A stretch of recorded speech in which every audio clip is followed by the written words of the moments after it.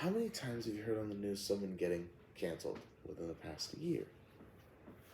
A plethora of well-known individuals have stopped receiving support over words or photos or actions that target a specific group of individuals based on parts of their identity they cannot change. But what if those accusations are falsified? Or even worse, what if those accusations aren't based in anything? According to an article by Lucy Ferrum, she states a perfect example of what I am about to say. As a media critic does, she posted a tweet in March in which she compared Disney's Ride of the Last Dragon to the beloved animated series Avatar: The Last Airbender. And then all hell broke loose.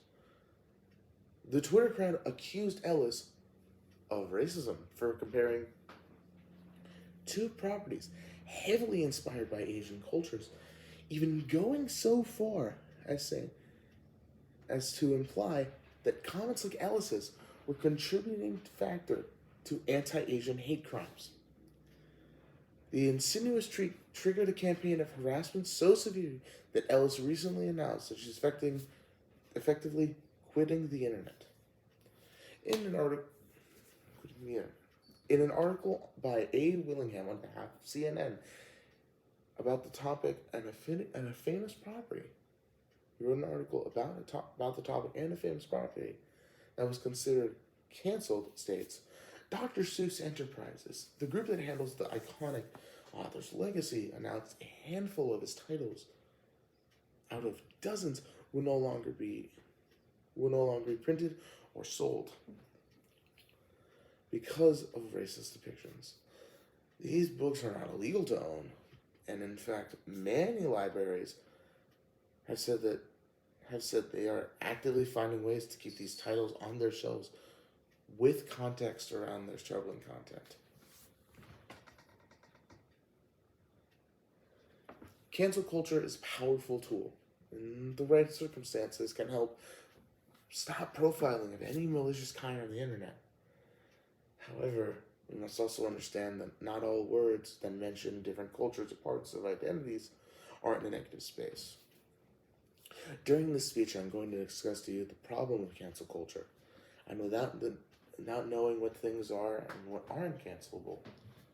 In addition, I will also talk about how we can properly understand what we can say is cancelable and what is just comparisons.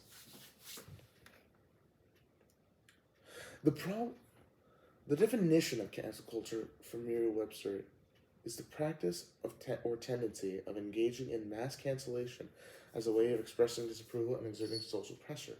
That tendency can lead many individuals to have some sort of belief in which they know what is acceptable and what is not. For instance, in an article written by Harrison Fitness about how the gym franchise known as Planet Fitness has a lunk alarm and how individuals feel towards it states, quote, Planet Fitness caters for those who are average in terms of fitness level, or the occasional gym goer who just wants to feel healthy. Hence, the lunk alarm serves to promote a neutral environment when people do not feel intimidated by stronger weightlifters. With a target demographic of 80% of the population, which are normal weightlifters, Planet Fitness's lunk alarm works well to create a judgment-free zone. But for heavy bodybuilders, working out at the gym can mean eviction at any moment just by breathing heavily. Planet Fitness, in this instant, uses the effects of toxic gym behavior and counters it with an obnoxious alarm, thereby both increasing the mentality that scaling as part of a workout is to be canceled when it's completely normal. In addition, also targeting the demographic of bodybuilders and going out of their way to make these individuals feel excluded when using their facility. Cancel culture also does not factor in people who have made comments hurtful to individuals can grow. For instance, in an article written by Ali Formler about Matt Damon, mentions take the case of Matt Damon. For example, earlier in this year, Damon was canceled for retiring the use of the F slur and having his daughters explain what that language is damaging, or why that language is damaging. The issue subsequently blew up on Twitter with users chastising him for not knowing that the F slur is harmful. Instead of joining his daughters in helping Damon change his ways, the masses decided to attack him about his word choices. The previous examples show us how cancel culture acts in a negative space, but who exactly is responsible for letting individuals spread false truths and let them use those ideas? The amplifier is where surprisingly, we find most of our society on social media. Without platforms like TikTok and Twitter to amplify the voices of people who are canceling others, the majority of the issues would be taken care of. However, according to an article written by Fast Company, it states, the cause and effect relationship between social media and cancel culture are permanently intertwined. Even if you remove a post on your social media channels, the content can be retained and instantly reposted. For fallout continues to multiply instead of fade. Knowing what to do in the wake of such circumstances has become an integral part of businesses and create a tricky dynamic with no definitive answers. Another indication for the cause of cancel culture would be performative activism.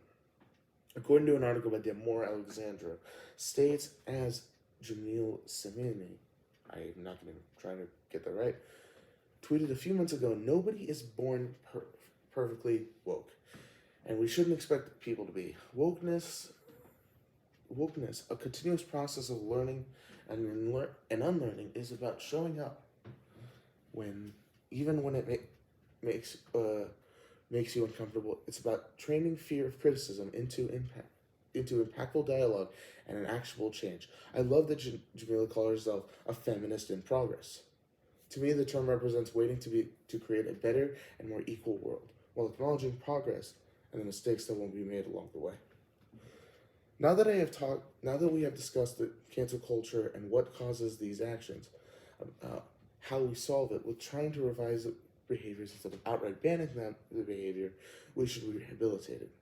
A perfect example of this can be found in an article written by Robin Buckley about fighting the laziness of cancel culture, which is as following. A 13-year-old 8th grader uses a racial slur at a sleepover. Another girl captured that moment on video and posted to social media. The 13-year-old girl apologized after a few of her friends confronted her, but by that time the video had gone viral throughout her city. She was kicked off the lacrosse team where she's been on for 3 years. Her acceptance at a private high school was revoked. Her older siblings being harassed on social media, with some calling for their sister to kill herself. The local store her father owned for 15 years was boycotted and ended up closing. Her mother was asked to take an indefinite leave of absence from her role as vice president of a local business. Not only was a 13-year-old canceled, but so was her entire family.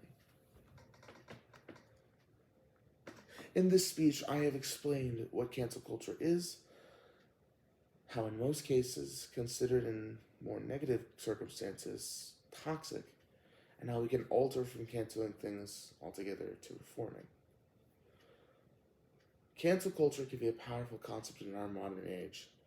However, it also can be a destructive force. Now, how many people do you know that are canceled?